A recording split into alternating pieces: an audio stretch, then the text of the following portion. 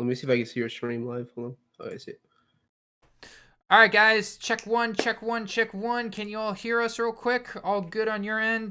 Guys in the Discord, talk as well. Make sure they can hear you. Yo. What's going on, everybody? Everyone hear them all good? Everyone good? You hear the Discord and everything? Cool. Alrighty, guys. We are back for... What podcast is this again? I think I've actually got the title a little wrong. I think it's not 10. It's like I think it's like 12 or something. 12 or something like that. Yeah, I'm going to change that right now as we're... Did you tweet out the stream? Oh, yeah. We should probably tweet that out, shouldn't we? Mm-hmm. 1 second, guys. We were just going to tweet this out real quick so everyone knows that we're here. And we're going to have a grand old time.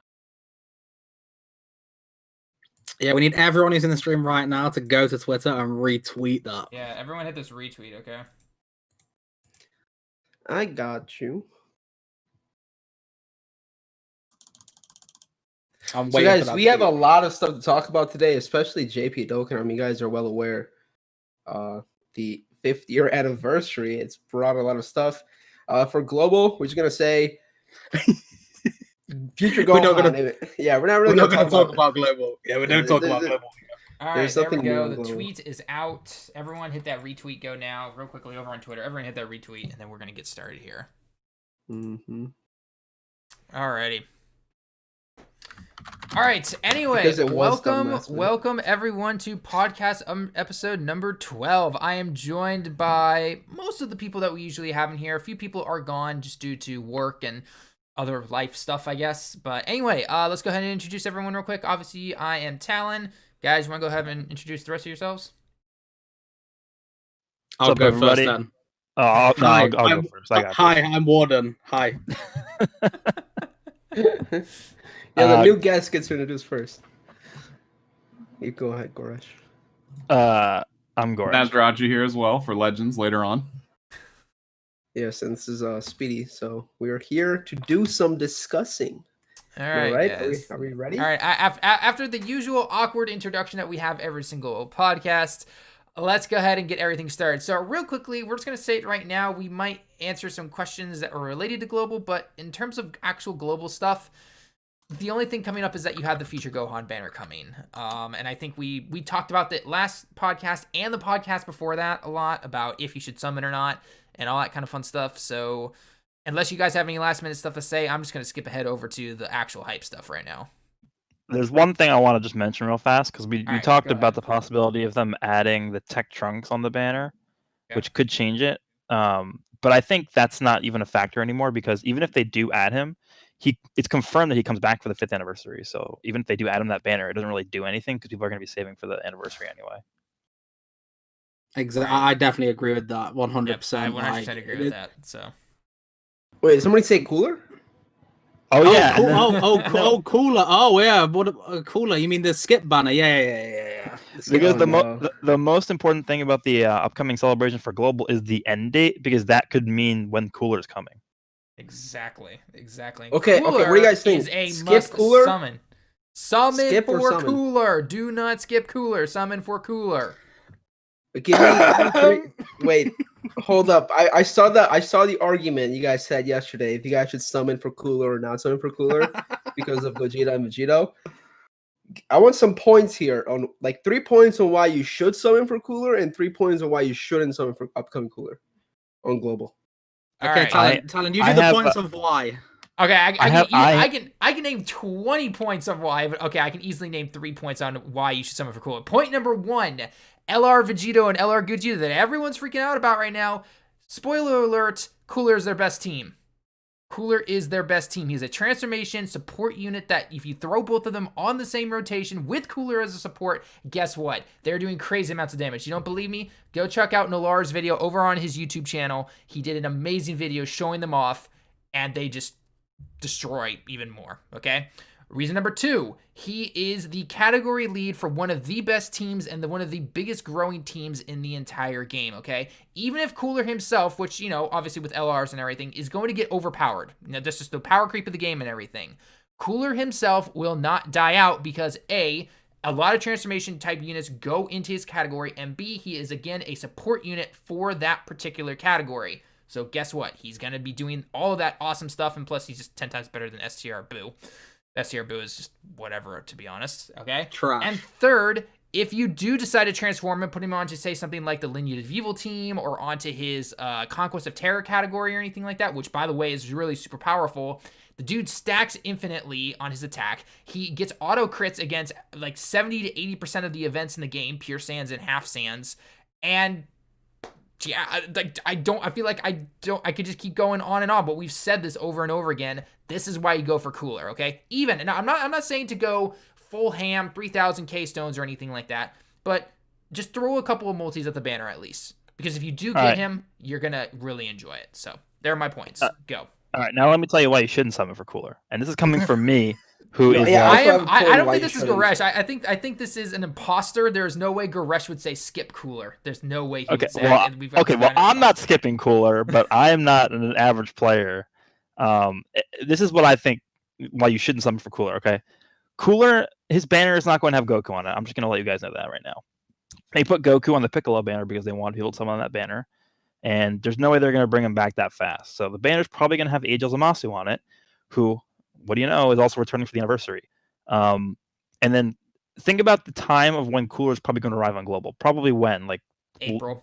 The end of... No, not April. Future Bomb's coming tomorrow. He's probably coming the end of this month or sometime in March, like early March. But wouldn't March be the Sand Day? If they're going to do a collab yeah, that's Sand the Day? 18th. I mean, we still need a February for that. All right, well, even better. Even better. That's plenty of time after Cooler comes out. Yeah, but I have another reason. That goes into my point, because my point is skip his banner and then he'll come back either right before the anniversary or after the anniversary on a banner. $350 million banner. He's gonna be on so that you can just pick him up with coins, and you're gonna have tickets most likely on the anniversary banners, which increases the value so much for Global. So I think it's just way smarter to save up for those banners, have much better chances of pulling everything on there, and then you can pick up Cooler with coins and not even have to summon on whatever banner he comes back on. I think he's going to be back on the $350 million banner. It is not going to be that long for JP to get Cooler back. No. Yeah, exactly. That goes into the point of why it's better to save up, because you could just buy him with coins whenever he's going to be on like the next banner or the banner after that for JP. It's going to be April for JP. I can see that. Yeah, that's fine. It's like what? Like the anniversary is going to end in like later this month? Like part 2 is probably going to end like February 27th, 28th. Yeah. So you got like 3rd. What, a month to wait? That's not that far. For me, the point I'd like to add on to what Goresh said is obviously if you're a paying player, obviously it doesn't mean as much. If you're buying like 500 to 1,000 stones per banner, I don't think it really applies in the grand scheme of things. But if you're a free-to-play player, I just feel like summoning for Cooler, with what Goresh's point said, it just doesn't make sense in the timeline of things. It's not that Cooler isn't good. Cooler's amazing. It's one of the best TURs in the game, if not the best TUR in the game. But with the timing and the anniversary units coming in 5 months from now on Global, to me, you just pick him up with coins. That's the best way, in my opinion. All right, then we need to contact Akatsuki and make sure they need to start putting units in the shop the moment they're released. Not this wait till they come around the next time thing. Yeah, if only. That'd be amazing. In an alternate universe where, things actually worked out that way. Okay, I think it's time to move on to JP because we have a long list of stuff. We got a long list of stuff to talk about. Okay, so first off with JP, the live stream. Was it necessary, and was there anything from the live stream that kind of like were, aside from obviously the Gogeta and Vegito that were showed off and that we all knew about them already, that people were just you're excited about and everything, or was there anything that you thought that maybe they should have put in there? For example, thoughts on the free-to-play STR Zombus going to LR, that kind of stuff. Okay, I have something to say about this. I think it was stupid for them to do a data download literally the night before the live stream, because it ruined all the hype. Basically, what happened was, instead of the units being like officially released by them and announced by them, they were announced by the YouTubers. They were announced by the YouTubers by using file extractions. So it was not good. For like a hype anniversary like this was not good. I don't care about like any like some other times, but like this was the hype. This is the pinnacle of hype, and it was announced by the YouTubers. I don't know what you guys' thoughts about this. I think it was stupid. I think it was one of the worst things they did. For me, go on. Go. Okay, so basically, they were trying to do the thing where it's like, oh, like special like announcement. They're like live right now or whatever, which is fine. But it's like, if they're gonna do that, then they got to release the data download like during the live stream. Yep. You can't do that like the day before. Obviously, I get why they did it in case there was like some error or whatever that they had to correct, so they had like time to do that. But I don't know. The live stream should have happened like 3 to 4 days prior to when it did, and then it would have just been a lot better for everybody. Yeah, so with the data download coming along before the live stream just kind of lost everything that it had, because everything that was in there outside of Zamasu, obviously when he awakens to an LR, was already revealed by the YouTubers and the data miners in the community. So that I think that killed it. I think I do agree it should have been around 4 days before, so we could have saw the super attacks on the live stream, maybe a little preview of what they can do, and then left it. That'd have built up much more hype. I think the way they did the 300 million downloads was way better. That because that was like 5 days before the anniversary, or not the celebration started. And I remember that was the first time they showed off Gohan and Cell's like active abilities and stuff, and it looked really, really cool. And that was the first time people saw that. And that was just like, wow, it was really cool. And then this time it's like, okay, well, we've already seen showcases of everything, so it doesn't matter.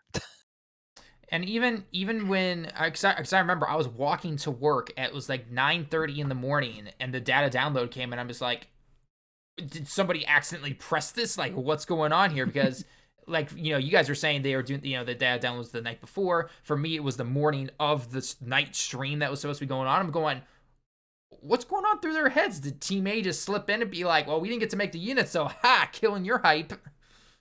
Like, just, I don't know. It seems really, really weird that they would do that. I mean, obviously it was cool to see the live performance in the stream, kind of get confirmation about Zamas, going to the LR state, which we all kind of theorized, but it was cool to see that. But admit it, it would have been way more hype to see those animations with Vegito and Gogeta going blue and all that information in that live stream compared to a simple data download. Yeah, because that's the norm, right? We're used to the data download stuff. Right. So like Speedy said at the start, with it being an anniversary, the 50th anniversary, you'd have thought that they would have held back on that and not given it us, so we could have had some more hype. But what can we do? We're used to it. This makes you think. Do they know about data miners? Like, do they know people they can do this? To. I can't imagine. Yes, they do. Know. They do. I think Kawhi, I don't know if he's in here, but I know Kawhi made a post about this on Twitter. He was like, they're aware that DBZ Space does this. They're aware of all the data miners because they actually like go out of their way to try and downplay them. And I know they there's like a way that they can like get their accounts shut down on Twitter for doing that. I don't know if that's really a big issue anymore, but it used to be. So definitely aware of it. And I think they don't. I mean, obviously they're not in favor of that. So it's just weird that they continue doing this. For a while, I mean, they're actually pretty good at actually posting the cards and everything to the official Twitter page, and then the data download came later, right? Like they were good at that. And I was thinking to myself, okay, maybe like an hour or like the moment the stream starts or something like that, they're gonna release the stuff on Twitter, or like right after the stream, they'll release the information on Twitter, and then the data download would go again during the stream or whatever, and then again the big surprise, hey, the banner's alive now. But no, the data download came like 12 hours plus before the live stream, so it was just but it was just poorly managed. Like it was very poorly managed. Obviously the celebration is not impacted by that, but it's just I feel like they could have hyped it up better. I think the best thing about the live stream was probably the music that played. I think that was the best thing about it. Oh, the best thing is when he got shafted. Oh god, that was hilarious. Yes. I was like, we were all talking in the Discord when we were all live streaming. We were like, okay, they are 100% going to up the rates for this guy. They have to, right? Like show him pulling the LR to, hype everyone up to go buy the stones and summon on the banner. Nope, the dude got absolute garbage on that summon. I didn't even watch the stream. I just went to sleep. His face was hilarious. I see like a post on Twitter about it. Yeah, his face looks so disappointed. Oh my god. Okay, so next thing, stuff that was confirmed, the live stream that was not like on Twitter and stuff. Obviously the free play Zamasu awakened into an LR that was confirmed. I mean, we basically knew prior to that because he had a A grade. Yeah, A class potential. Yeah. They are gonna have to majorly change up that passive a little bit though, because as of right now, him as a TUR, yikes! Not I think very it is. good. I think it is confirmed. It's a Goku slash Zamasu in like parentheses, or is it the other way around? Zamasu slash Goku in parentheses. That hasn't been That's a confirmed card to name. my knowledge yet. We're all No, assuming it is. I think Goras. There was a clip of Goras saying that it was. Wait, what did you say? What were you saying? Sorry. Not the Zamasu. His name. Yeah, it's Zamasu parentheses Goku. That's what it is. Okay, so it will be Zama's parentheses Goku then. Yeah. Okay, so So very he'll be similar able to to Ginyu rotate on parentheses Goku. Okay. All right, that's good then. But yeah, Was they're there- gonna was have, there they're a- gonna have to was change up there that a- passive though. Was there a card confirmed Goku and Raditz kid? No, you mean Vegeta and Raditz? Vegeta and Yeah. Raditz, yeah. So both the Kid Vegeta and the Kid Broly that are now out, free to play, farm up 100%. Those two are gonna get easy areas. Vegeta's gonna turn into a Vegeta Raditz card, and then Broly turns into a Broly. I think it still says just Broly by himself, but he gets his pet monster behind him. I don't even remember what his name is. Yeah. That's the reason why the Vegeta isn't on the Vegeta family category. I thought that was an error, but now it makes sense. Right. Now it makes sense. Now it makes sense that if Raditz is in the card, then yeah. Okay. Anything else from the live stream? I didn't. In terms of being, not that I can remember, because they didn't announce anything for part 2, obviously, or anything like that. So, I mean, the biggest thing from the live stream, of course, was Vegito and Gogeta, which I guess is technically the next topic. So, well, the best units in the game, Gogeta and Vegito, are finally here to screw LRK and Khalifa. Khalifa's still the best. Oh, look at that! Look at that denier right there. Look We at have the he truth can't even 2.0 accept it. in the chat. Can't even accept it. Just to clarify that the extra stages coming to the Zamasu event and the 3 Saiyans event is in this part 2. Right. Yeah. Exactly. Yep. Yep. So, but anyway, back to Vegito and Gogeta. Yeah, they have officially dethroned LRK and Khalifa. Just accept it, Warden. Accept it. Accept it. Truth has accepted it. If Truth has accepted it, guess what? You have to accept it too. Wait! I saw that tweet. Was there more to that tweet, Goresh, of Truth saying LRK and Khalifa are better, or did he just say that? No, literally that's all he said to me randomly, like in the middle of the day. I was like at work. No. And he's like, "Can't believe they're better," and I just like, no, you're wrong. Yep. Okay. All right.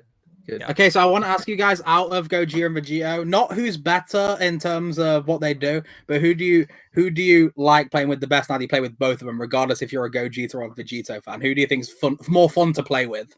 More fun to play with. Cooler. Obviously, they lead the same teams, but I mean, cool.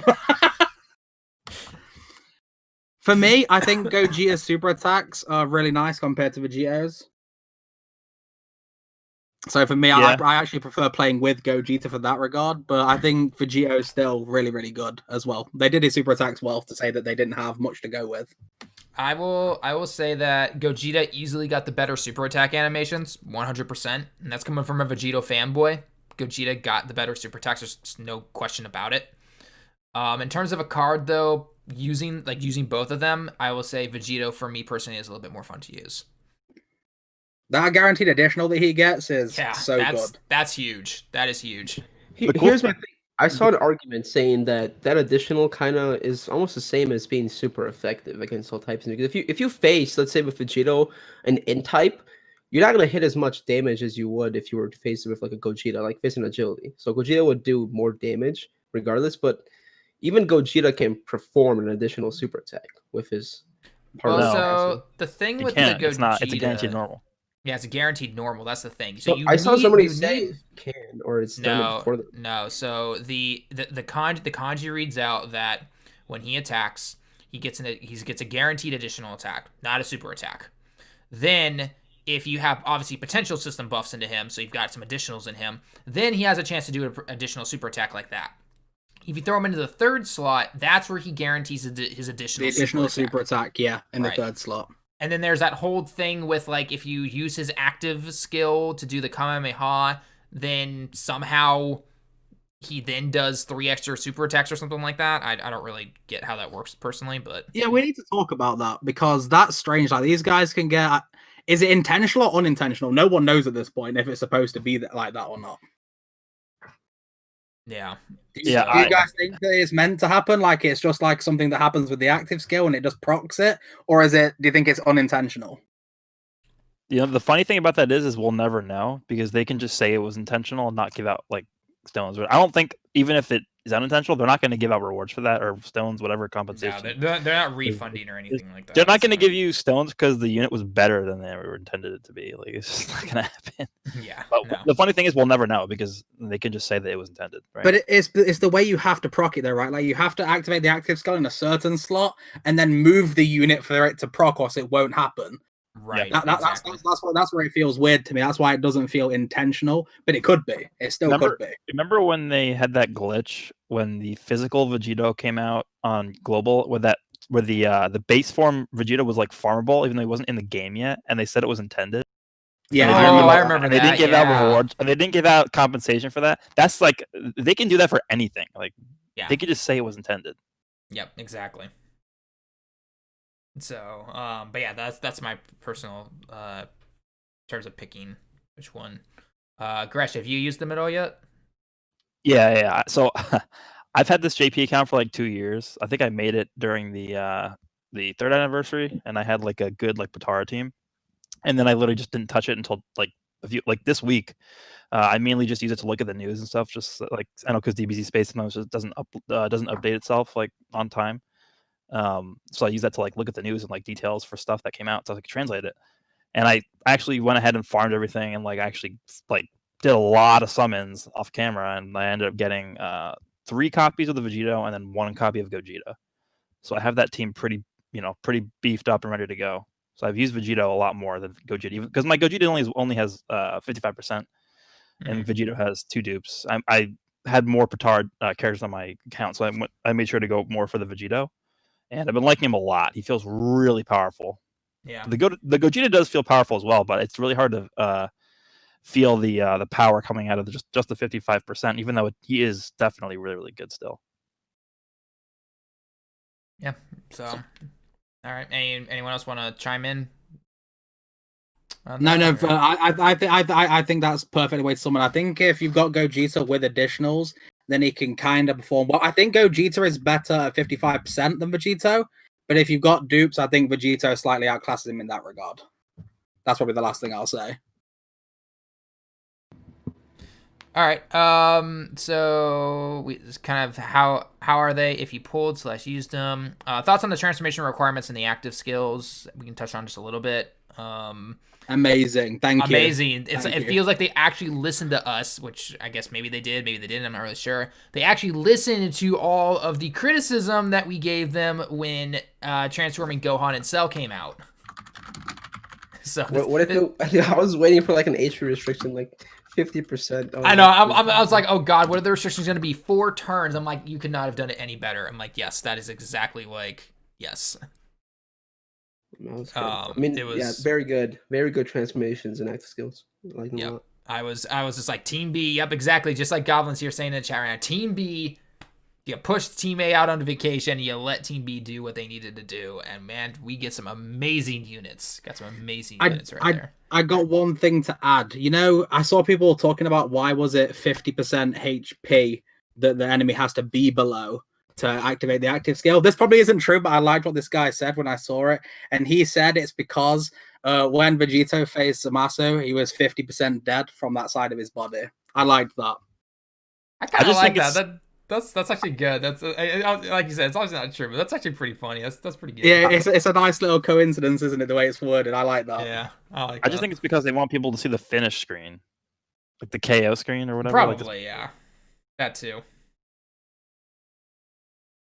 I just think it's so weird.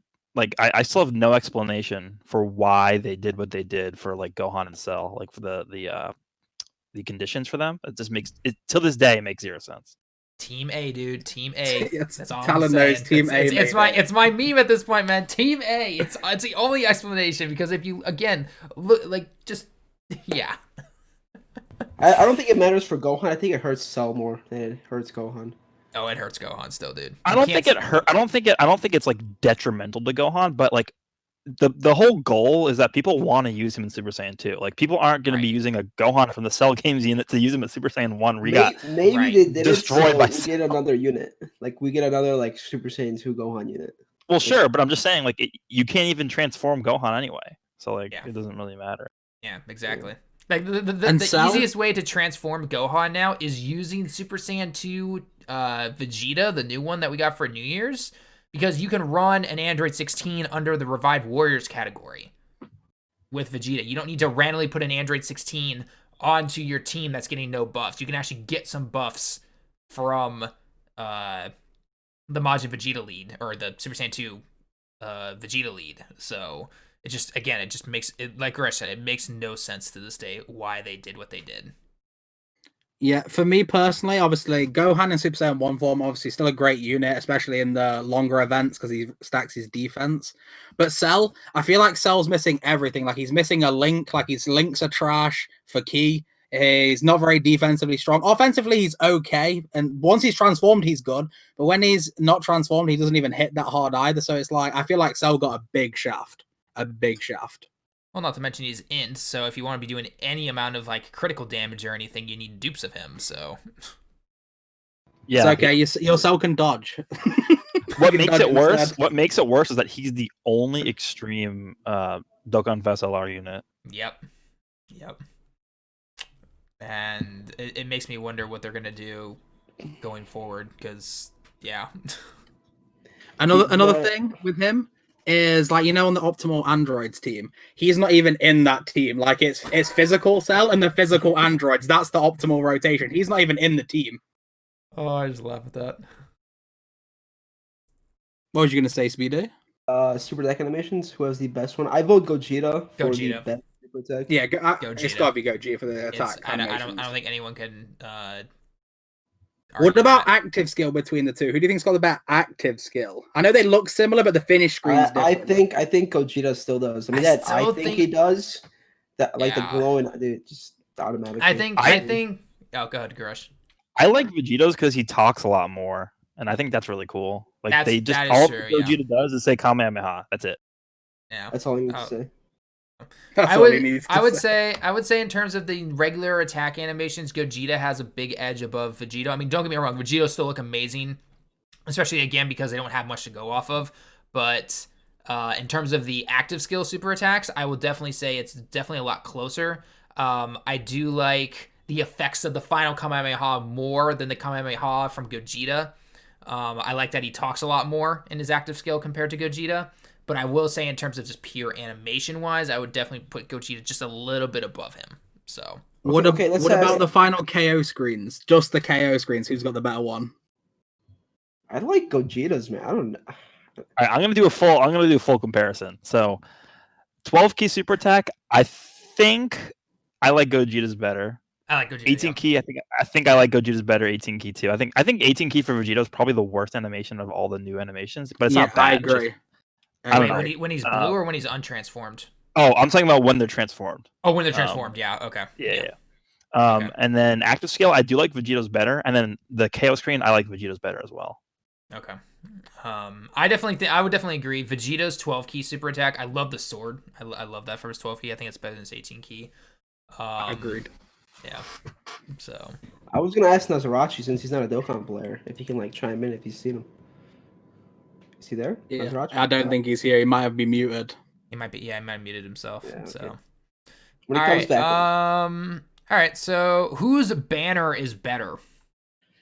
Vegito's. Not even close. I think it's Vegito's. I mean, any banner that's got Cell on it's worse, right? I mean. Well, okay, so just, I mean, looking at the Vegeta banner, right? Obviously, the new LR. Yeah, you can take the two new LRs out because obviously they're going to be on their own separate banners. Trunks and Bardock, that's up to, I guess, whoever, whichever one you personally prefer. But the Vegeta banner throws both Tech Trunks and AGL Zamasu into the same banner. already just starts to make it way superior. Yeah, but Gogeta's banner has Super Saiyan 4 Gogeta. Oh, I'm sorry. Yes, clearly that is the better unit that we should all be going for right now. Super Saiyan 4 Gogeta, easy A1. You need Tech Super Saiyan 3 Broly to get one first. Facts. God, that guy is not worth 400 red coins in the shop. I don't care what you say. He's not even worth that anymore. Oh my god, the furries. Yeah, that's basically what Nolar says. The furries! Frick the furries! Okay, so Bardock and Gine, who's better? Or how good are they? Who's better? How good are they? I mean, they're both really amazing cards. They're both amazing cards, yeah. Like, I remember when I was first looking at the details for Trunks and Mai, and I was like, I thought it was, I think they made a mistake. Like, it's crazy. Right? Like, Over they have 1,000%. active skills. Like, what are they? 1,000% attack. Like, what? Yeah, I mean, you're never going to get the full passive activated unless you're, like, fighting a very specific enemy. It has to be, like, Zamasu or Goku Black, but at the very minimum, they're getting 200% attack and defense. Plus, they have the active skill. It's crazy. Like, honestly, they're probably both the top 10 TURs, I would say. You think I'd so? agree with that. Yeah, it's ridiculous. Like, that Mafuba is literally like a free kill on any enemy in Super Battle Road, pretty much, unless you're fighting like one enemy that has like 10 million health, and even then, it's a stun. Yeah, that's they're not Dokkan Fest exclusives either, are they? No, they're just not. They're banner cards. So that means that even if you don't pull them this time around, you're always going to have a chance to pull them in other banners. So you're going to get copies of them. And once you've got them with dupes, they're going to be even better than at 55%. Yeah. Pretty much. Yeah, definitely don't chase them on the banners though. Like they'll pop up eventually for you. Okay. All right. So going on then from those two, what teams do they fit on? How good are they? LRs. We talked about the LRs are either bugged or working as intended. We've kind of mentioned that already. Yep. The Dragon Ball Super Broly Dragon Ball History event. It's actually pretty challenging. Yeah, I like it. I liked it. I liked it a lot. Yep. It was for anyone who doesn't know, by the way, basically the Dragon Ball Super Broly movie characters are the next Dragon Ball History event, stage 5 on JP. And it's I mean, obviously if you bring the usual stacking units with a huge leader skill, then you're fine no matter what. But you still gotta be careful. You can get supered for quite a bit in the beginning there. And especially when who was it? Goku can seal you. You can get locked by a couple of characters that you're fighting against. It's it can mess up your rotations. Yeah, I actually like the way that they decided to go with it, and I hope that's where they decide to go with harder events, adding more things on what we already have. So, of course, we got stunning, rotation locking, sealing super attacks. But I would like to see them implement new stuff that enemies can do to you instead of just giving them more HP bars. I prefer that. Is it really that hard if it can be beaten free to play? I think it can be. I think it can be free to play. It can be beaten. No, yeah, Japan can beat it free to play. No, I wanted to give my chime in on the balance, right? So if they make the content too hard, free-to-play players suffer. But if they make the content too easy, the paid-to-play players are just there like, this is boring. So trying to find the right balance. I think Dokkan doesn't do it that bad. I think it could be slightly better. But in the grand scheme of things, I think their balance between free-to-play and pay-to-play is quite good. Because you can beat with free-to-play, but some people who are pay-to-play, if you don't play right, can still lose. I think the biggest thing with the Dragon Ball History is that you can only bring 4 items, right? Yes, that's basically 2 items, but 2 of each item. So yeah, 4 items. Yeah, that's the biggest like hurdle, I think, because even in the Legendary Goku event, you could just bring all 4 slots of items, but on that one you can't. So you really have to prioritize defense, I think, even more so than the Legendary Goku event, just because you're only limited to 4 items. So I mean, like maybe you bring like Whis and like Android 8 are the 2 items you bring. That's usually what I bring. Yeah, Whis for the mitigation, and then Android 8 for healing plus adding defense on top of it.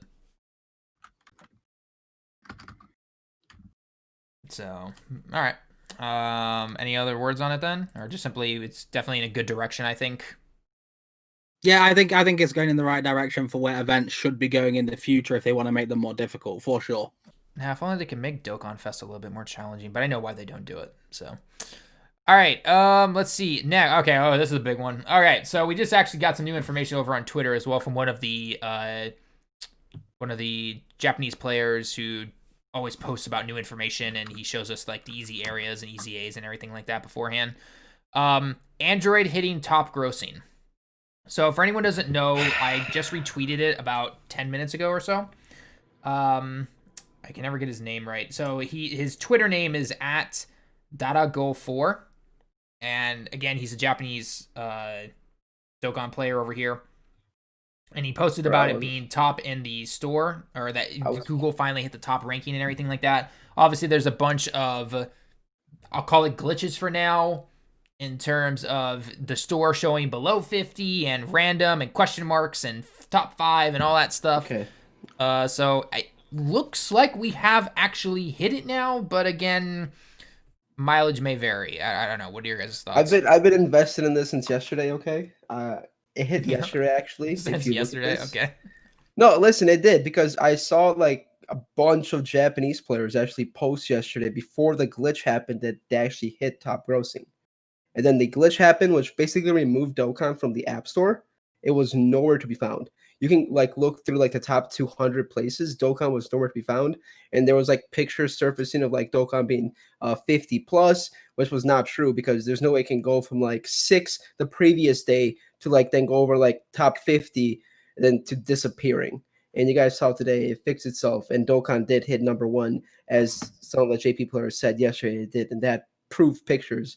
But a lot of people didn't believe me, and today they were proven wrong. So, you know. Cool. No, I think that what you're saying is right, just because, you know, when you were looking at the first image where it said number 1 on iOS and 50th on Android, when I first saw that image, I was just there like, there's no way Android's that high and iOS is number 1. Like, there's a lot of whales on Android as well as iOS. We're losing to Legends. Like, what?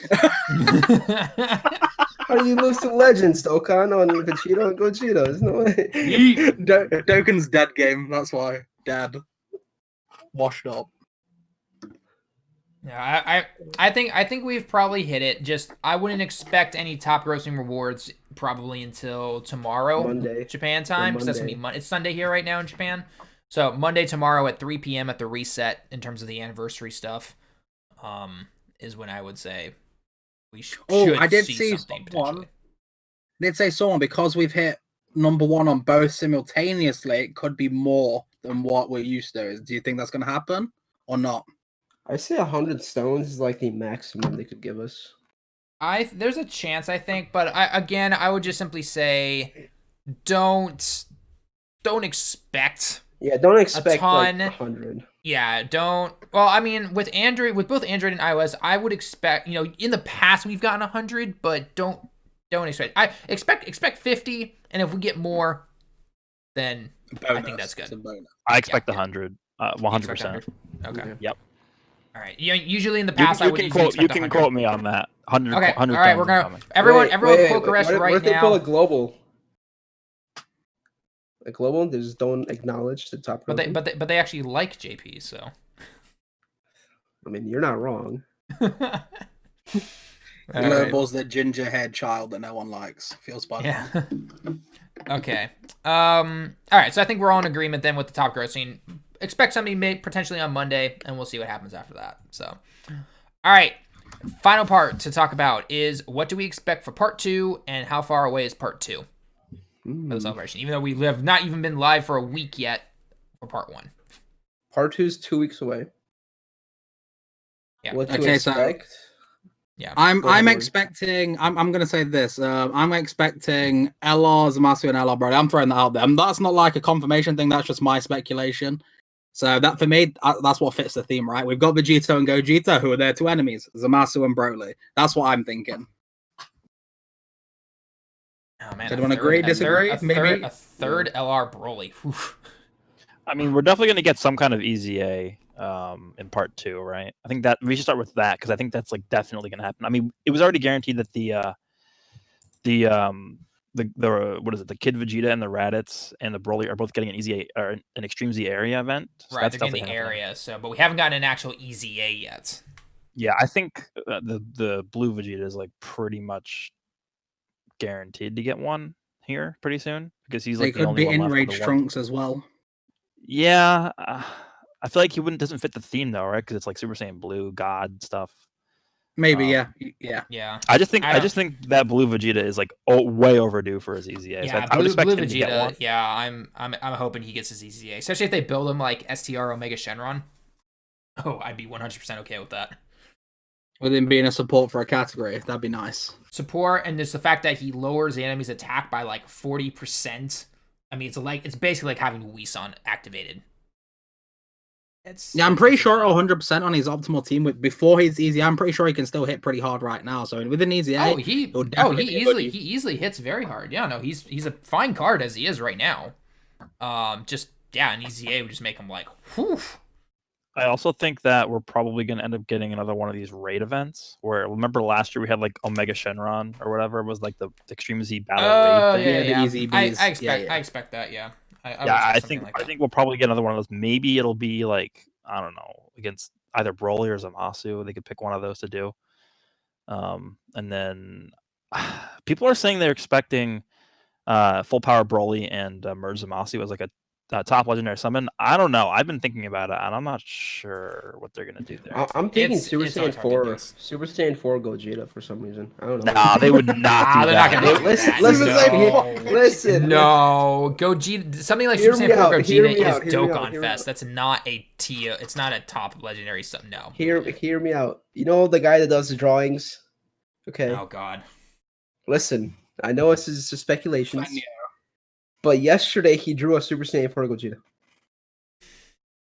And tomorrow he's going to draw Krillin UI, and that means we're going to get Krillin UI. Every single anniversary unit so far, and he's posted them before. He drew the Kid Raditz, he drew the Broly, Kid Broly. Speedy. He drew both Vegito and Gogeta. You do know that technically Super Saiyan 4 Gogeta was not an anniversary celebration, but he was a 200 million download celebration.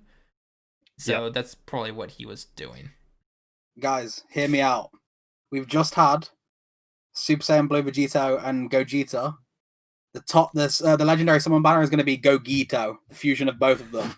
Oh God.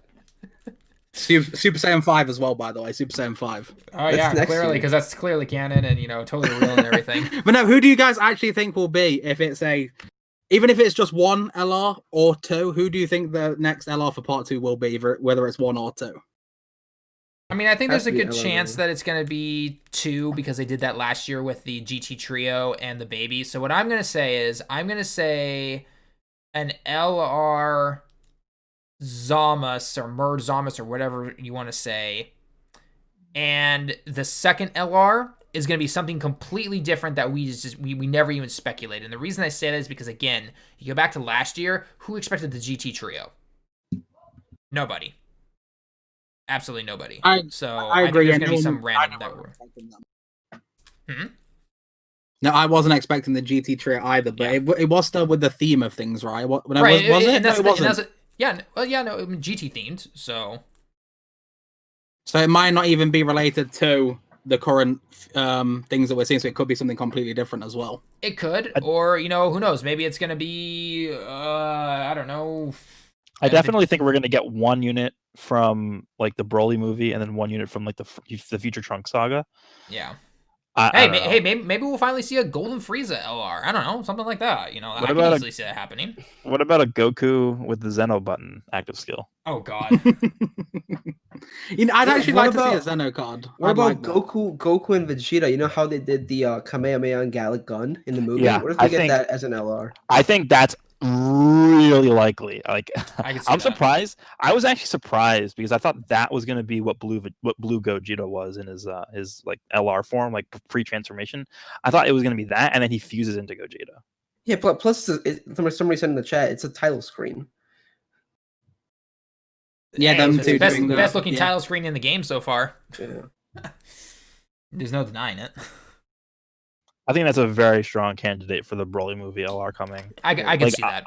I think if they were to do an LR full power Broly, that is a Dokkan Fest LR worthy unit. Like they would not throw is. him into a top legendary summon where No. we got the GT trio. Like they're not on the same level as Broly. No, they are nowhere near the same level. So how dare you disrespect them like that? Hello. I mean, I love using them. It's just as characters, like no one is gonna go out of their way and spend that much for them. Like the average player wouldn't do that. No. So all right. So I mean, we've all got some speculations for part 2. And again, hopefully we see an easy A for Into Vegeta. We'll obviously see the easy areas. I will say one thing real quick before we continue to move on. I'm surprised we haven't had any Dragon Balls to do the missions and get Dragon Balls and that kind of stuff. Do you think they could come for part 2? I want to say yes, but generally we get that in part 1 if I remember correctly. Oh yeah. It should have been the Super Dragon Balls as well, shouldn't it, to fit the anniversary theme? Yeah, exactly. Yeah, I don't think so. I mean, when in the Broly, like the Broly movie, they use the Dragon Balls at the end, right? The normal ones, and then they use the normal ones in the Broly movie, and the Dragon Ball the Super Dragon Balls in Super, obviously. Yeah, but but in that Goku Black arc, they didn't use the Super. Zamasu used them, right? Zamasu used them, yeah, Zamasu. I don't know. I don't think. I mean, if they're gonna do that, it'll be like a campaign in part 2 or something. Like I remember they did it last year. Like I said, we could see a part 2 campaign to finally do that. You collect the Dragon Balls and make a wish or whatever. I mean, the wishes granted are just mostly for orbs and tickets, basically, for most people. But I was just personally surprised to not see it in part 2. Do you think we're gonna get world tournaments? I can see it. Yeah. I could see it too. Just my only reasoning for maybe questioning it a little bit is the fact that we have the 3-minute stamina right now. So generally, in the past they have not given us a world tournament during that time. So I don't know. That's my personal opinion. But yes, I can't see another world tournament because we are supposed to be getting the next world tournament LR for the local rankings, whatever the next one is. So. Yeah, I don't even know who that'll be. Who do you think it'll be the next? That's one? a good time to release during the anniversary, though. A new LR. Oh no, I 100% agree. Yes, it is a perfect time to release that, and so again, the only thing that's kind of telling me maybe not is simply because again we have the 3-minute stamina recovery right now. So if that's the case, there's gonna be 6 LRs during this anniversary. Yeah, that's a normal amount these days. 4, 5, 6. Yeah, it's kind of a normal amount, isn't it? That's a lot of LRs. During the $350 million, I think we had 5 or 6 as well. So LR Super Saiyan 4. No. LR Super Saiyan 4s, and then we had the TOP banner, and then we had LRB pan, right? That's 5. That's 5. Yeah, and then on global as well, we got LRs directly after that. Wait. We also got LR Oob during that, right? Yeah, we did get. No, yeah, we did. Yes, that's 6. No. Which, by the way, LR Oob's an amazing card. If you don't have him from Battlefield, grab him. I'm with my Battlefield points. I'm literally at the point where I just don't spend them because every time a unit comes out, like I want them. So right now I've got like nearly 2 million points on my JP account. I'm just waiting for the right unit. I've been hoarding them too. I'm waiting for Frieza and King Cold, but they're never gonna come out. So. Yeah. And you're only gonna get the first. You're only gonna get one copy, and then you have to wait like 2 months for the next one. Oh yeah, Garash and Talon. Someone in the chat just asked. I think it's a good question to ask. They want to know how we're gonna get the final tickets, or if that's been announced or confirmed for the final ones that we don't have yet. Nothing's been confirmed in terms of the last ones, but I did a video on all of the missions and how to get all of the tickets up that are currently available in the game, which I think comes out to around 47 or 48 or so. Today will be when reset happens at 3 p.m. Japan time. You'll be able to do the final Frieza stage, which I believe is using a fusion team or a fusion character to just complete the event essentially, and you'll get 4 more tickets from that. So everyone should be up to about that. In terms of when the last little bits of tickets will come, those officially haven't been confirmed yet. So just kind of keep an eye out for it. But nobody should be doing their ticket summons, okay? No one should have enough tickets to do it yet. I have a question. Let's say you miss a day. Can you Does make it it up? matter? What are you talking about, missing a day? I think he means that we got one during like a login day, like a login. The only login one that we got was at the very beginning, which is the 40 stones and the red stone and that kind of stuff. That was the only login bonus one that we got. So no one's missed any. Okay.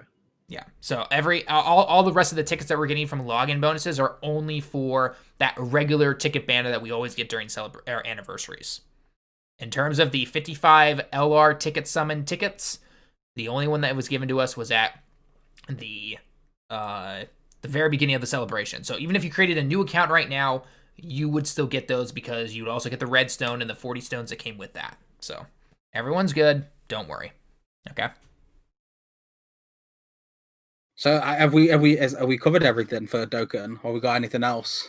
I think so. Aside from questions, obviously from the community, that's basically it. We covered Top Grossing. We covered the units. We covered the tickets that everyone keeps hounding us about. We talked about animations. We pretty much covered everything in our speculation for part 2. So unless you guys have some extra stuff, I've got some questions that we can go through. We actually went through this faster than I thought, which was. It's already been an hour, so.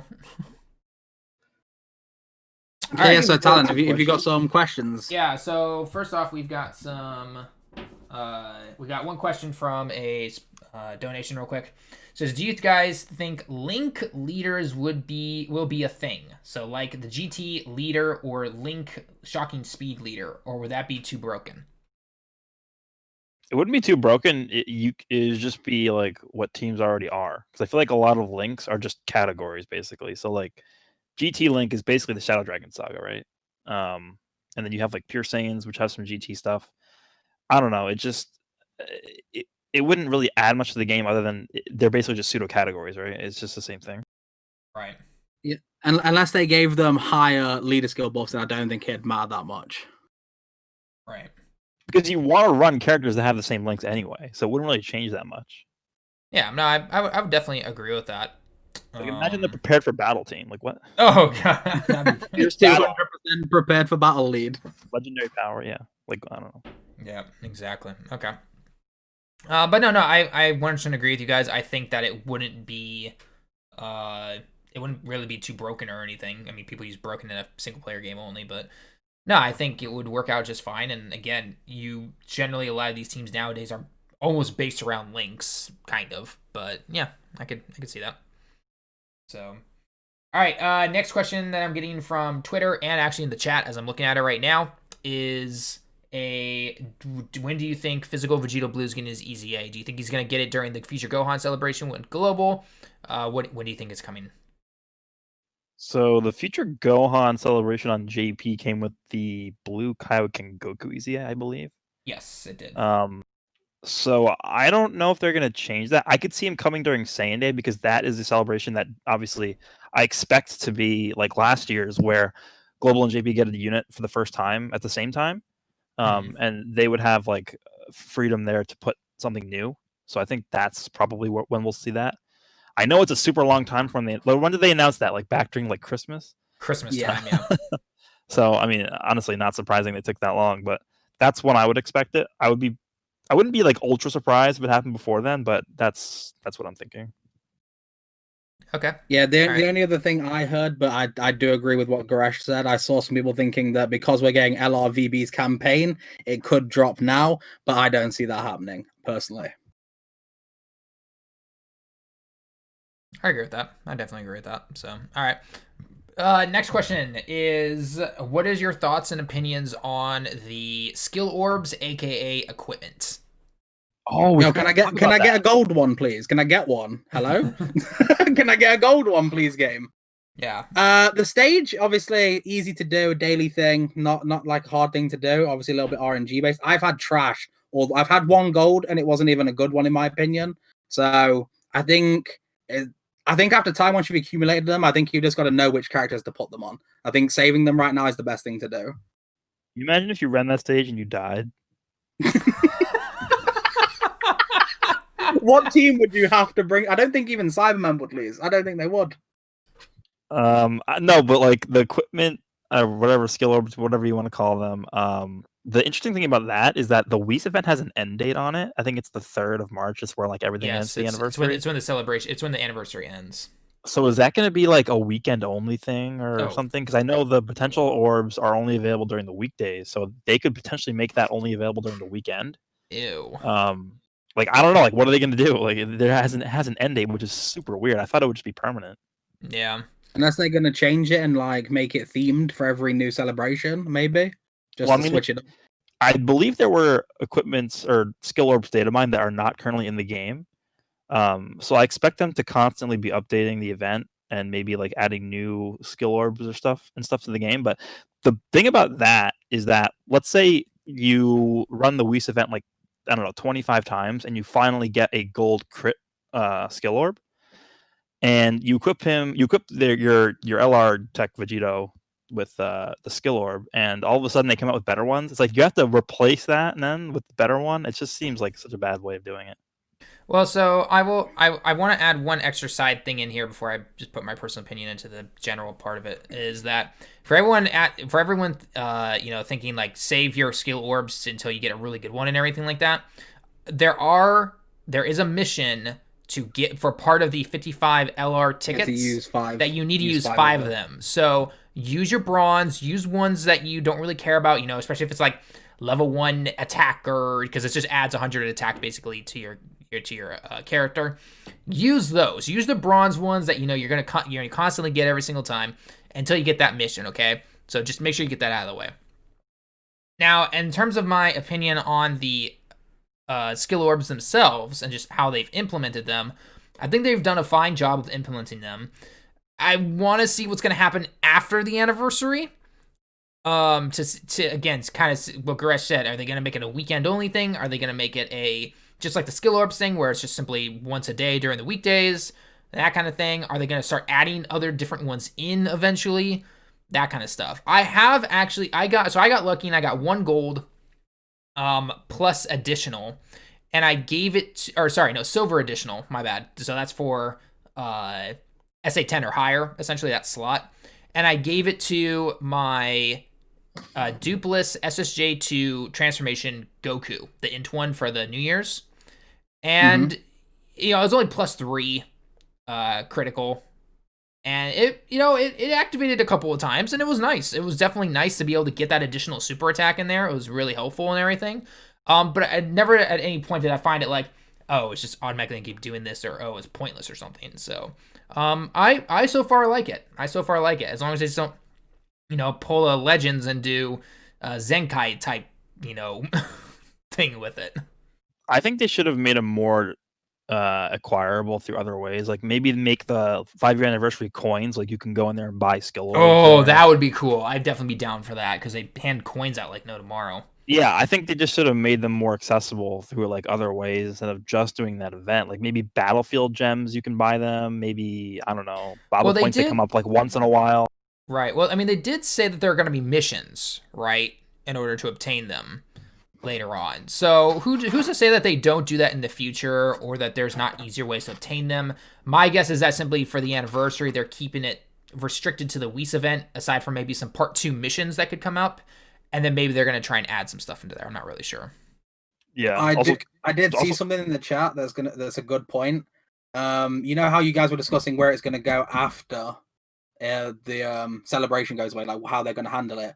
Someone said that on the day, like on AGL day, if you do the event, you'll only get AGL skill orbs. Next day, you'll only get STR orbs. That could be a way they could do it as well. Yeah, but then how would you get gold? Because there's no typings for those. Yeah, gold is a non-typing. Yeah, there's no maybe that'd just be a random one then. I just thought that could work to make sure that it's a daily occurrence rather than only on weekends. I think it only being weekends would be a bad thing. Yeah, I mean, maybe it was like on weekends, but it's like 5 times the amount you would get normally. I don't know. I mean, yeah. I mean, again, yeah. I guess if they only did it on the weekends, but it was like much higher rates, and maybe every time you landed on one of the spots to collect 1 skill orb, instead of getting 1 skill orb, you get 3 or something like that, then yeah, that'd be fine. But if they make it a weekend only thing, the way it currently is right now, yeesh. But no, skill orbs overall, I don't think they're bad at all, like you said. It's nice that you can get some good ones, and we'll have to see where they go with newer skill orbs and how, because I'm sure in the future there's going to release one that's like really good. Like we've already seen that some of them you can get like double, like additional and crit. If you've got a full 100% unit and you give it additional and crit, let's say it's 26, you can put that up to what, like 23.9, That to me, that's a big buff to a unit that's Rainbow Star level. That can definitely be a big buff. Yes, it is. Like you go from having a 12% chance of additionaling to an 18% chance of additional super attacking, which doesn't seem that high, but in Dokkan it is quite a higher chance. It can mean the difference. Gotta get the 23 dodge onto UI Goku. Reenact the show. 23 dodge. Oh my I'm God. waiting for that in the friends list when I see someone with that. I'm waiting for that day. Yeah. And I will say for anyone else here in the chat real quick, if Beerus shows up, it's not guaranteed gold, but it is I would say, higher chance to get a good silver or a good gold type of equipment. Yeah, I got Beerus twice and I got silver both times. I was very, very annoyed. Yeah, but what did you get for those silvers though? Like +3 something, I'm assuming? I think so, yeah. Yeah, okay. I think I got a level 4 in mine, a level 4 silver healing. Yeah. And there are some silver equipments that do give critical and additionals and everything. So for anyone who's worried that, oh, I don't have 2 dupes into my character, so I'm not going to actually be able to give my int unit additional or critical, you just need to get those silver ones that can give you, additional or critical. So, all right. So any other things on the skill orbs or on to the next question? They're great. Yeah, I'm excited to see where they go with them. Just let's hope they don't trip at the finish line, essentially. So, all right, next question. So one person asked, so there was a Piccolo art that they showed off in the live stream that we haven't seen before. And they asked, do you think this is going to be the easy area for the current tech one that's been in the Baba Shop / game forever, basically? I actually didn't see that, so maybe you guys can fill me in. The art that they showed, was it from that Piccolo? The same Piccolo, the art? No, I'll post it in the chat real quick. Hang on. Yeah, it's very similar. It's like a much better looking picture of that art. It's like a much like a 2020 Dokkan art versus 2015 Dokkan art. Well, on that subject, while you're sending that image, I think that obviously we do have quite a few units in the barber shop and in different places in that area as well. Like the current 70% mono leads, the free-to-play ones, I feel like they need awakenings as well to 120 leads. Will we get them eventually? Hopefully we do. So if they get awakenings, I hope that every unit that you can acquire through gems and other means in the barber shop will get an awakening eventually. Yeah, right, so I put the photo into the chat. It's not the highest quality, but there's the picture for you, Warden. That's actually a really nice card art for that Piccolo. It does kind of look like the tech one, doesn't he? He's just like more. Yeah, I get why you're saying. It's kind of the similar pose. So what would it if they awaken one from the barber shop? Then we can assume that they're going to awaken the rest at some point. So that'd be interesting if they actually do go through with awakening a barber shop unit. Well, pretty much all those barber shop units need EZAs, so they do. They do. That Piccolo is like the from that like beginner banner or whatever. I think the Goku already awakened like a long time ago. The Goku awakened a couple of months ago on JP. No. Like the original Goku, the AGL one from the 5 stone banner when you first make an account. That Goku. Can you show us the stream, the Piccolo or whatever? I put it in the chat in the Discord. I think the stream wants to see it. The Piccolo art. Oh, I can put it up on the screen real quick. Hang on, show you guys real quick. But I think because that Goku awakened like years and years ago, and they just never awoken they never awoken the Piccolo, awakened the Piccolo, and they didn't awaken the Gohan either. I think there's like a strength. It's in the chat right now. Stream. There you go. It's in the chat. It'll take you to a Twitter link, and it'll show you the picture. But no, I can understand why people think that is the tech Piccolo because he is in a similar stance. But on the flip side, it might not be just because it is a similar stance. They don't usually awaken units and then keep their stance that much from my experience with cards. They usually change a little bit. Yeah, I mean that Goku is very similar to the pre-awakened version. Yeah, you are right with that. With that card in specific, the AGL Goku, he's very still frontal facing, leaning forward in both of his pre-T-War and T-War. The thing with Piccolo, though, is that they can't really do that much with any Piccolo card ever again because they're all the same name. I mean, you already have a Dokkan Fest Piccolo. Yeah, you've literally just read my mind. I've been speaking about this recently in some of my videos about like running characters with same name, and I said like Piccolo is one of the worst characters for it because they always give him the name Piccolo. They never call him anything else.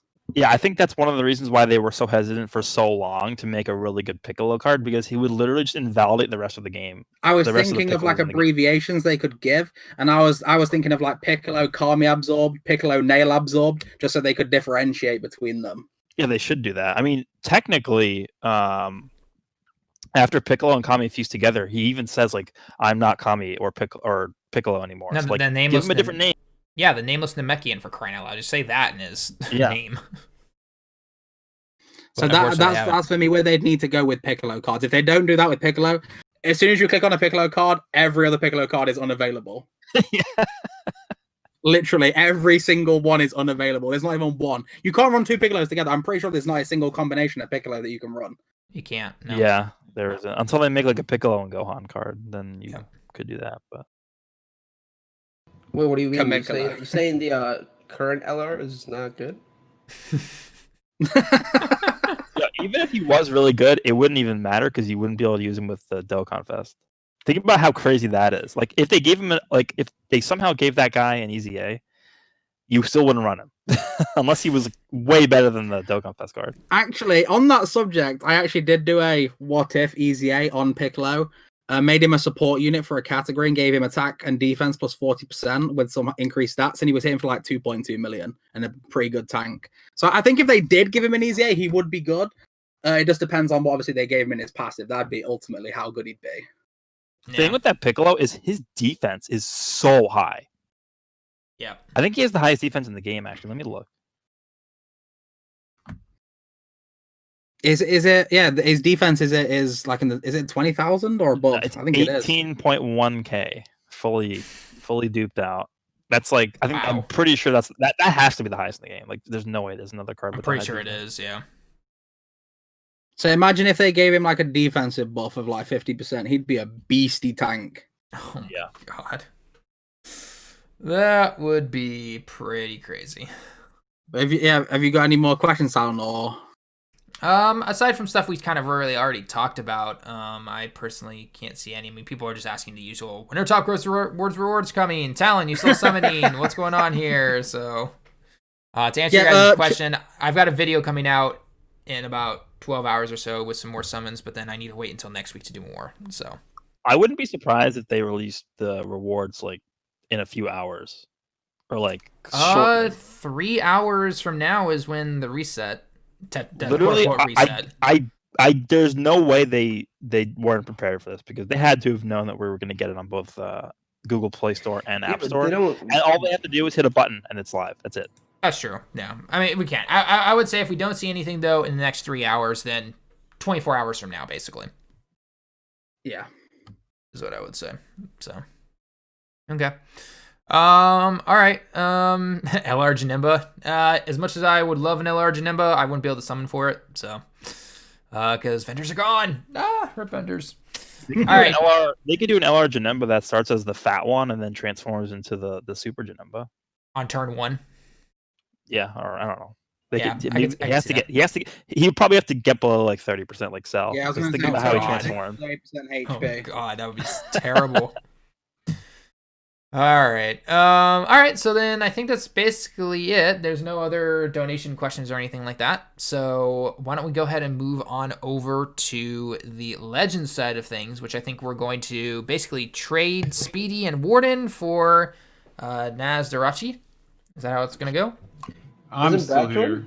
I can message Brad and see if he wants to come as well. Yeah, if Brad wants to jump on, I can easily fit him in here. Just gotta message him. But all right. I play Legends, so I if I was just sit here, I would just not know what was going on. Well, you can talk with people in the chat because you're a mod, so. Yeah, I can do that. All right, so as you are contacting Brad, let's start talking about the 2 new units that just came out in Legends: the Super Saiyan God Goku and the Super Saiyan Vegeta, who transforms into Super Saiyan God Vegeta. I personally have not pulled either. Not that I'm really summoning for them. I'm just doing the dailies because the Legends Limited banner is the choice they went with this time for some reason. Legends Rising, yeah. All right, Legendary, yeah. Yeah, Legends Rising with no incentives, no tickets, no any. I mean, there are some tickets coming later somehow, but there's nothing like you don't get anything by doing summons like a lot of the other banners have featured. So it's quite unfortunate. Yeah, I was banking on them at least putting those Legends tickets on there. Like that's crazy how they didn't even do that. Yeah, they're being way too overprotective about how they give out those tickets. Like it's so ridiculous. Yeah, they've only been on like step ups and like here and there another banner or two. Yeah, it's only step ups, I think. And then the Legends Returns banner had them on there too, but it's like who's summoning on those? Pretty much no one's really summoning on them.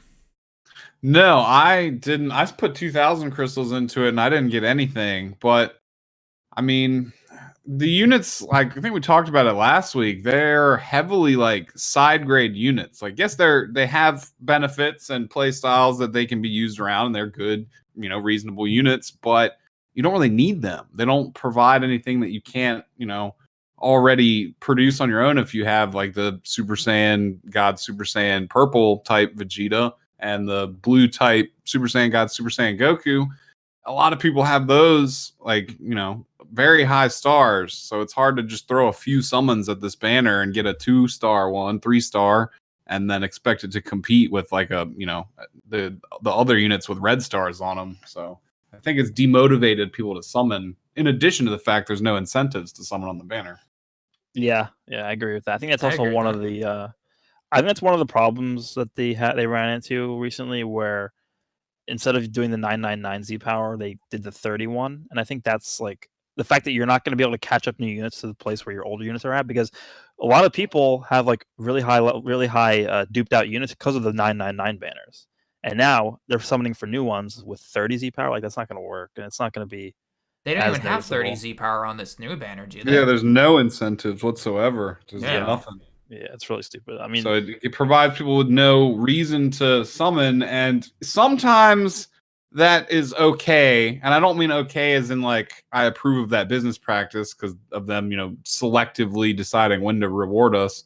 But it's okay when they make banners like the red transforming Frieza and the purple Cooler, or the Bojack and Gohan, where there may not be too many incentives to someone on the banner, but the offset of that is the two characters are extremely good and define teams that they place on. So, that can sometimes be like, okay, well, it's worth it because even this unit at 2 and 3 stars is going to be able to output some results.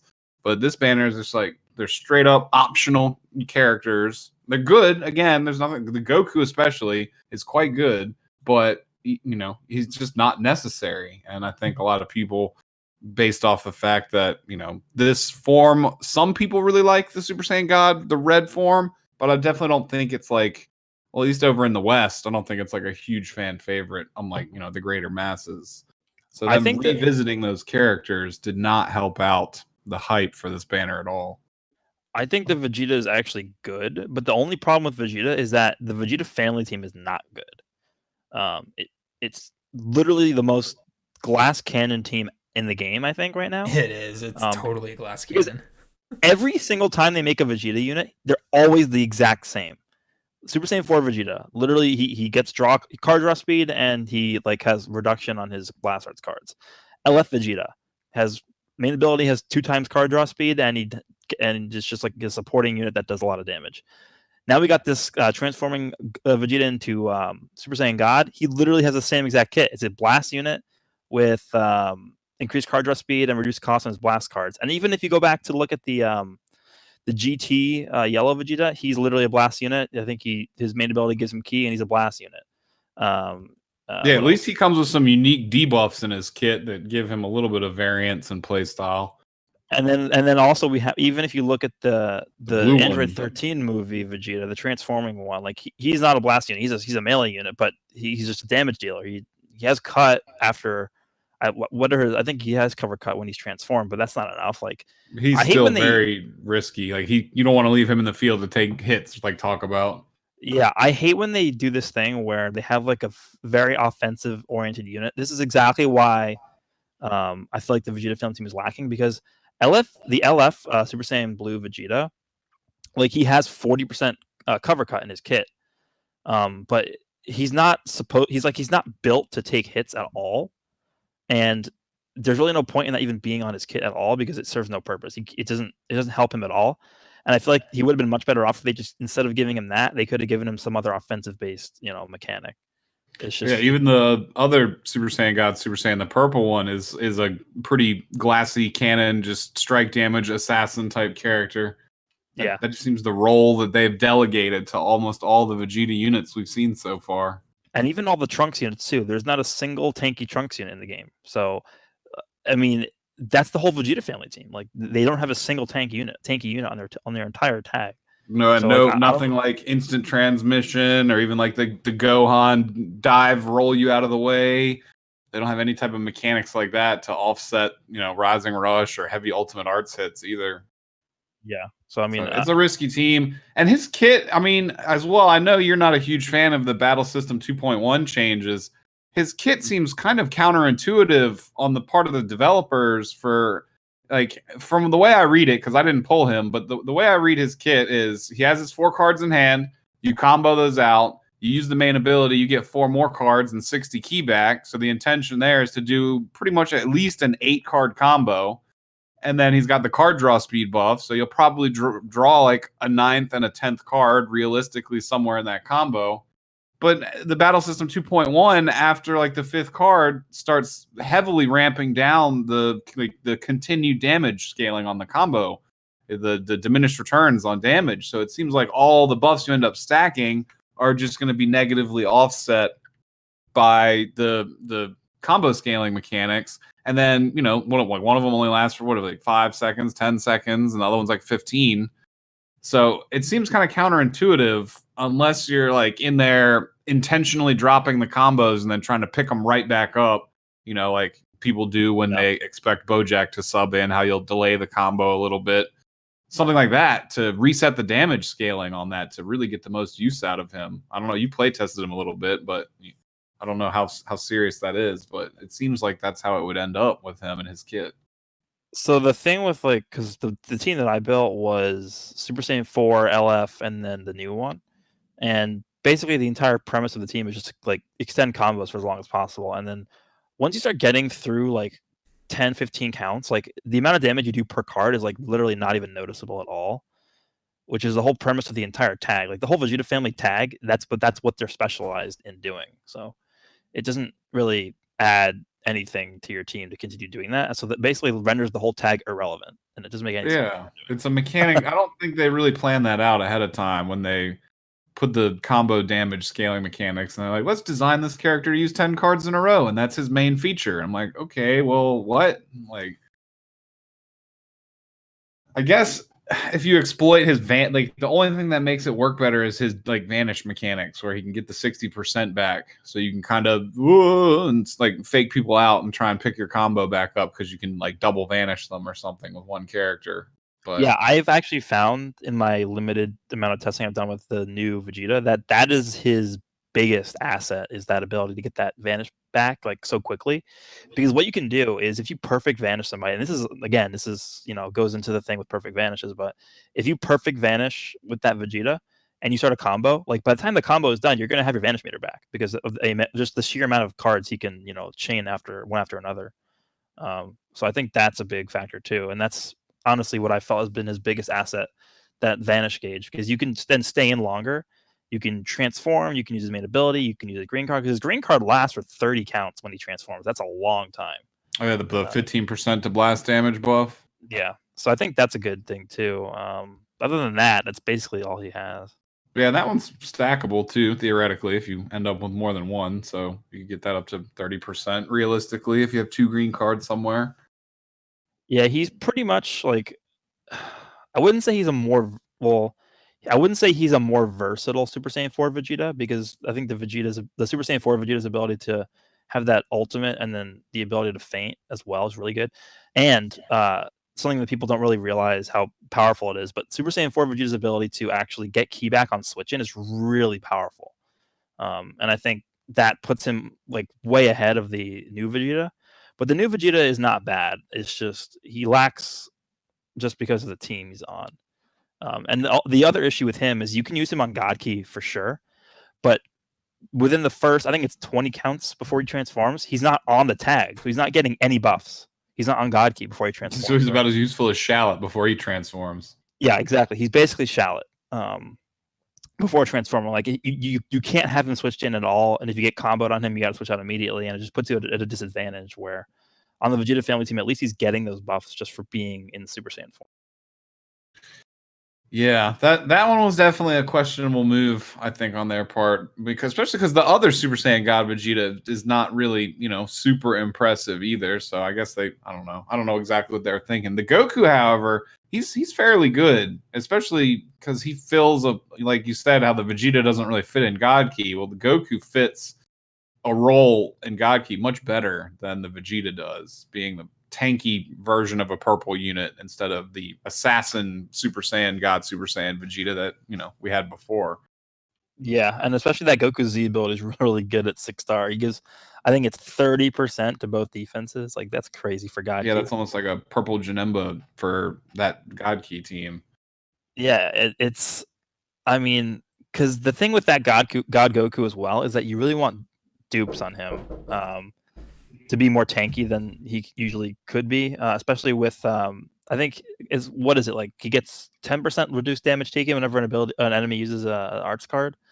So if you can chain that and if your opponent keeps attacking you and your defense or your damage reduction keeps going up by 10% every single time, then it can add up to a lot of reduction. Yeah, that's an important point to bring up to the viewers too.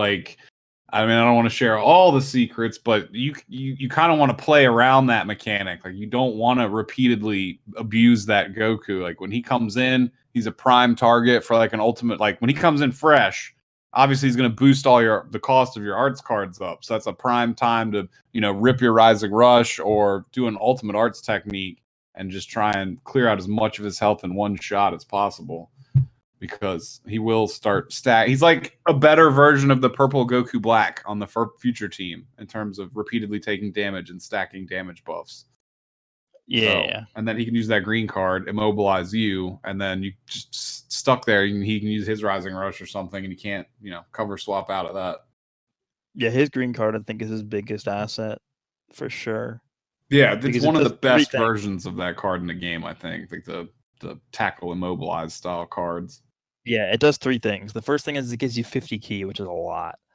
Second, it gives you, I think it's like a 30% damage buff for your entire team. And then it also does a 30% debuff on the enemy. So it's doing 3 really powerful effects at once. The only issue is that it's not a counter like Janemba's is.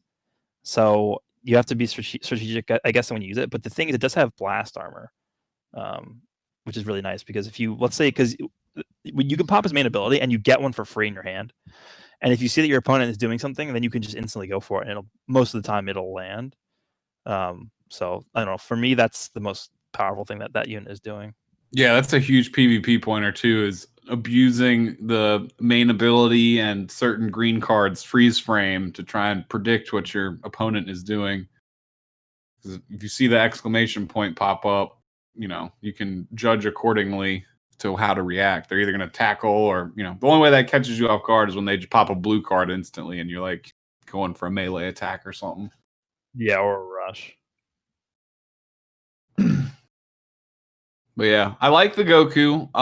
For players out there that are not interested in spending money on the game, I probably would only recommend daily summons on this banner. Oh my god, yeah, please don't summon on this banner. It's so bad.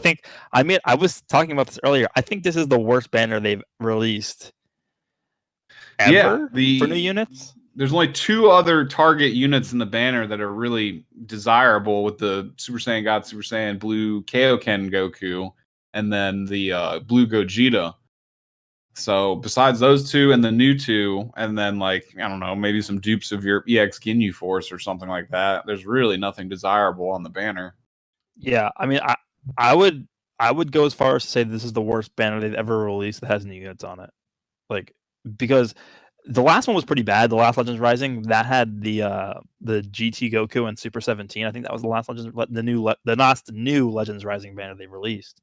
But that at least had 999 Z power on it. It had 909 Z power on it, and both of those characters had an immediately useful spot in the meta where there wasn't a really high conflict for them on that team. Like at that point, fusions didn't really like Legends Road Goten was the only green unit that had the fusions tag. So and also Androids was good too. Yeah, and Androids is good, and then the Red Goku is honestly not terrible either. You can output a lot of damage with him. He was kind of competing with like the LF Gohan for a spot on Son Family, but even if you weren't using him, his bench for Son Family at 6 stars was extremely good. Yeah, so I think that banner, even though that banner I wouldn't say was the best, because the units weren't the best, but they weren't bad. This one is, I would say the same thing. The units aren't the best, but they're not bad.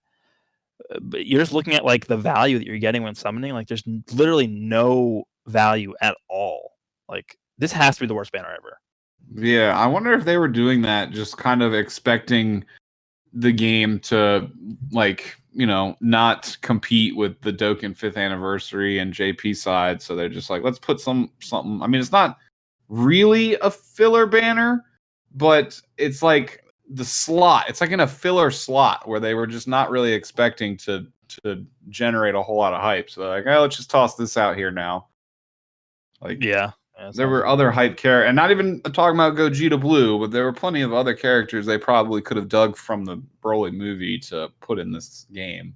But they were just, I mean, like, I would even be amused if this banner, because it's a Broly movie banner. I mean, don't get it twisted. Like, it's like a month late for the anniversary of the movie, but they just decided to throw it out. Like, they could have thrown Paragus on here, just somebody new, something enticing to be like, okay, it's a new character model. This isn't in the game. Maybe it's worth some attention.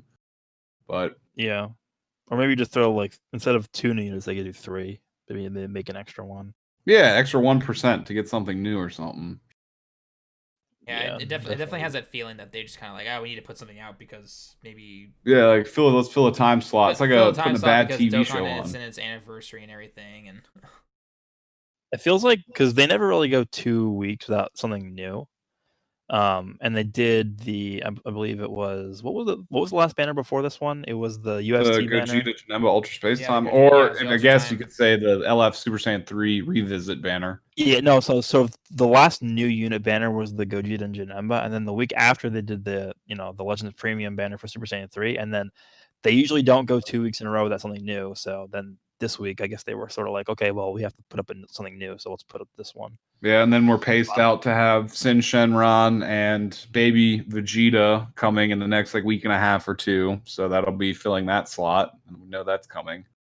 Yeah. So basically, the next thing that is a surprise is going to be March, beginning of March, basically. When is Valentine's Day though? Isn't that this month or no? Yeah, 2 weeks. The 14th, which is on a Friday. So that might, I don't know how that's going to line up with the Ultra Space Time banner, but I would assume that they're going to do something for Valentine's Day. I think it's something that Japanese people recognize fairly heavily, isn't it? Maybe finally see a buff to the female warrior team? Yeah, if they were smart and they wanted to capitalize on it, I'd say they should throw out Kefla, or at least a new, maybe TOP version of Kale in her controlled berserk form and Caulifla that kind of synergize with each other really well, establish a Universe 6 team. I think that would be the right move to make than just throwing out some gimmick female characters. Yeah. You don't want to copy Chi-Chi? You don't want another Chi-Chi character? Yeah, no more Chi-Chi. I don't want Kid Chi-Chi with the bladed helmet on. No more Bulmas, please. Yeah, no more Bunny Bulma, or next time she'll be in the tuxedo or something, or scientist. I don't know, but yeah, no more of that. I mean, again, I don't have any problem with female warriors. Their team is actually fairly competitive for how old and completely forgotten about it's been, which is just between like the Universe 2 females, the Rebrand, Cocoon Sun, Rosie, if you were lucky enough to get them all, if you even tried. Sorry, Garage. But yeah, the biggest issue with that banner was that they never came back. Well, Cocoon has never been back once. She's never been back. They've never been like hinted at or mentioned at. Like, you never see them on the their monthly report of the how many top used characters. Like, it's just been no word about any type of females at all. I think it wouldn't work so much for Valentine's Day, but I think we talked about it before. Like the right idea being just to sneak women in with banners with other hype characters. Like they could have, thrown a good female in with this banner right here to be the third new character, and that would have just helped females maybe sell better than what they do just by themselves. Yeah, I don't think they obviously want to go with the theme of like, oh, the banner is a girl's banner or whatever. I don't think that's the right approach because obviously like the Kales of the world and the Khalifas of the world are going to sell a lot worse than the Super Saiyan God Gokus of the world. So I think it's just better. I can see something like that on Valentine's Day, but yeah, when they did like just like you said, we can rag on this one all day. The dual format females banner, like that was the worst idea ever. Oh my god, that was terrible. Like I don't even know like who approved that. I want to know. Like yeah, someone in Japan, maybe I don't know. Like in Japan, they might really love their ladies and just have not thought about it, but that was definitely a horrible decision on their part. So I don't think we'll ever see that again. But if they do start sneaking them in with other useful characters, have themed banners from arcs, and of course, that character fits in with that era of the banner, so put them on there. Why not? Yeah, I agree with that. That's just, I think for this Valentine's Day, if they really wanted to make some money, they should release Kefla because that's the only female fighter like that they have left. I think that could remotely compete with like actual like hype characters. Yeah, people love to see can't her think little of any peppermint other swirl beam attack. I can't think of any other female like fighters that they could release like that would generate nearly as much hype as Kefla just because he's a fusion. No, I see Launch as being a possible release in the same vein as Bulma with the jetpack and the Uzi and the rocket launcher, but I don't think that she would sell very well. Like they'd have to sneak her onto like a classic Dragon Ball banner with Roshi and Kid Krillin and Kid Goku or something like that. I'd summon for Launch, but yeah, she wouldn't summon. She wouldn't. See, this is something else that I'm bringing up. Going into Launch, I think it's like ripe time for them to do another event like the EX Ginyu Force and theme it like give us 6 more, give us like Tien, Chatsu, Roshi, Yamcha, and Launch, and I don't know, some other Denzian that's always hanging around at Kami House, like, and make another EX team of like perfect union with that team. They need to do something like that. That was a great idea. That was a great thing that they did, and I think like the classic Z Warrior squad could really benefit from that same treatment. Yeah.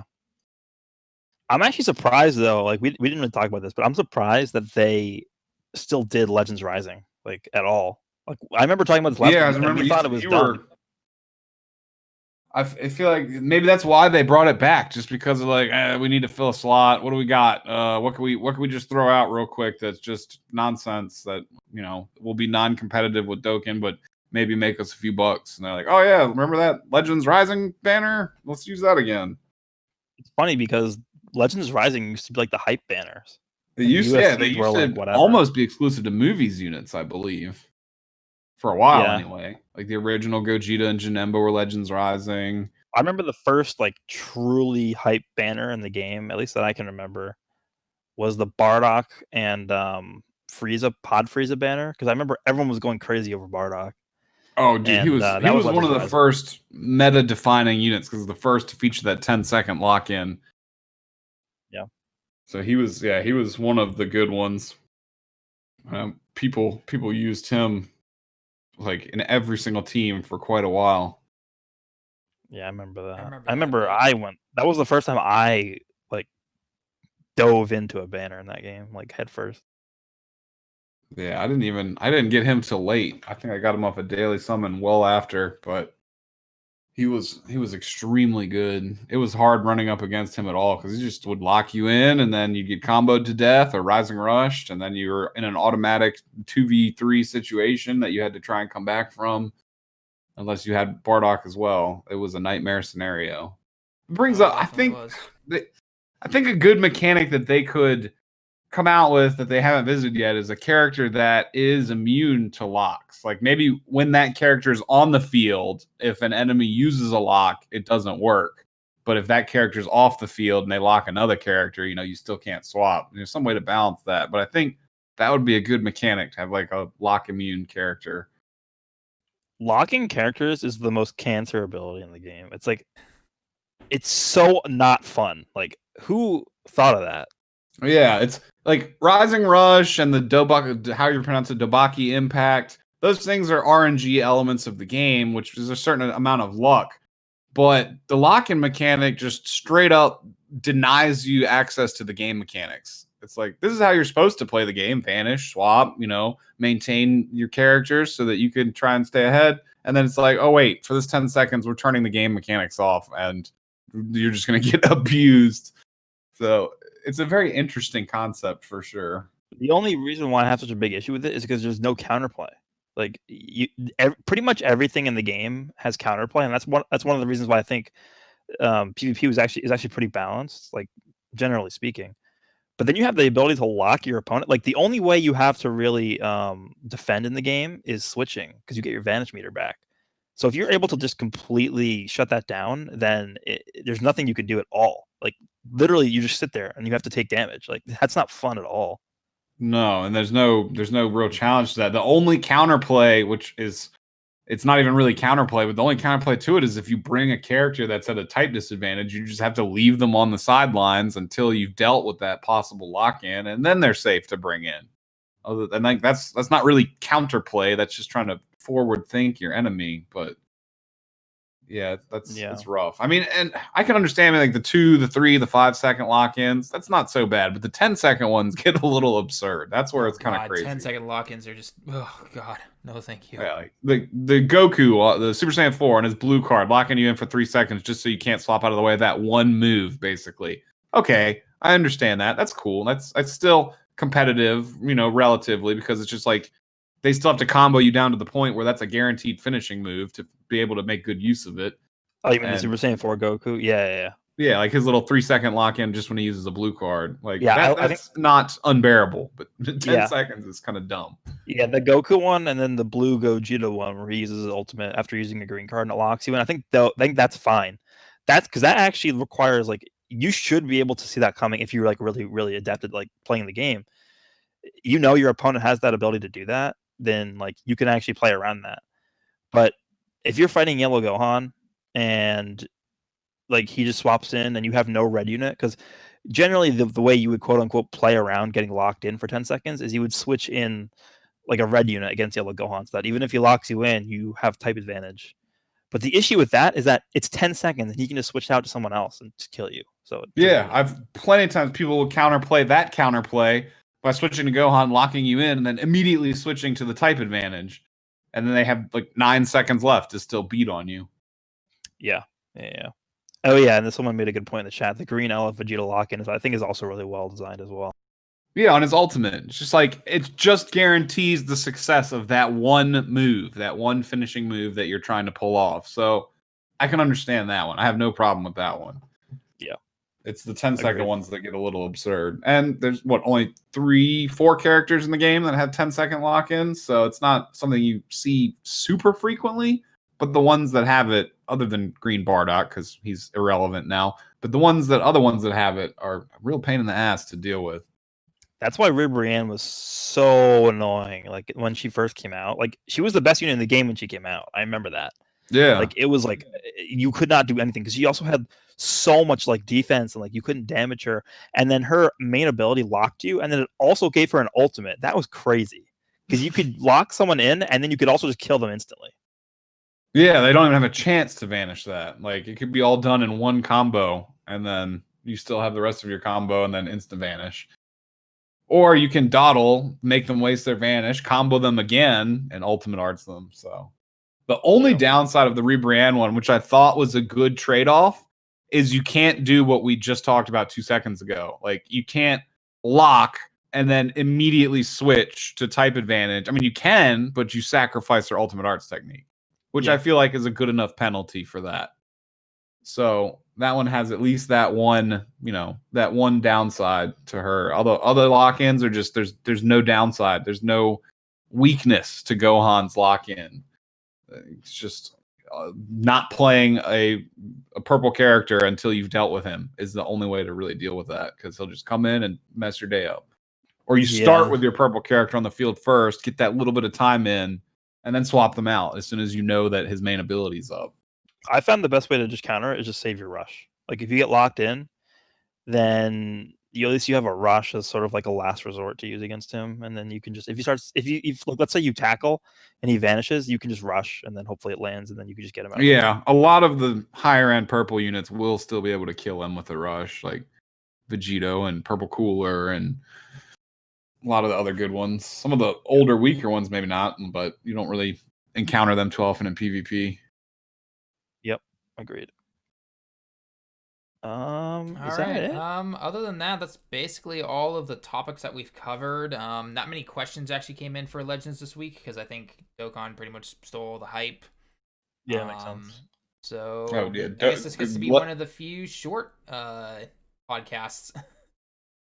Yeah, Legends is definitely in a noticeable, I don't want to say slump and like a negative attitude, but there's definitely like well reduced activity on the game right now. Like people are still probably logging in to get their dailies and people are still probably downloading the game, but just the overall grinding player base is probably significantly down right now. I would bet that once Dokkan's anniversary starts to calm down a little bit, we'll start to see Legends picking up a lot.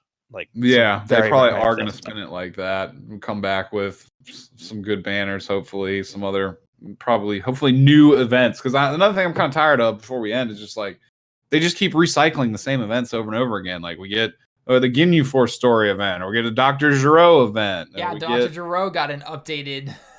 Yeah, like I don't want to play Dr. Gero on hard mode. Like it's I just not finished that that. appealing. Or Kid Buu. Yeah, Kid Buu. So some new events, hopefully new stuff to do, some hype banners with some good incentives, Valentine's Day, Baby and Sin Shen or Baby Vegeta and Sin Shenron. That's kind of the thing we're looking at right now. Yep. So, all right. Well, I guess we can end the podcast a little early today. And where are we next week? Are we back on Speedy's or are we on Gresh's channel? Or are you doing it, Nazdorochi? Are you doing it next week? I could host it if I don't want to take if it's going to be something super hype going on. You know, I don't mind giving it to y'all because y'all have bigger sub bases, so more people will see it. But if it's another quiet week, I don't mind doing it. So all right, well let's keep an eye out and we'll post on Twitter about it. So yeah, we'll definitely be back. I don't have any plans next Saturday. Hopefully, we'll have more to talk about on the Legends side and. All right. Yeah, Global Dokkan, I guess, get something to talk about also. Yeah, well, don't worry, they won't. Don't worry, they won't. So, all right. Well, anyway, guys, that's gonna be it for the podcast for this week. Again, a little bit of a short one compared to most, but thanks for everyone that stopped by and asked their questions, and obviously donated to the channel and everything. Always goes back to make these things more fun and everything. So make sure you're following us all over on YouTube and on Twitter. We can always talk there as well. And just keep your eyes out for next weekend. So, until next time, everyone, we'll see you all in the next one. Peace out.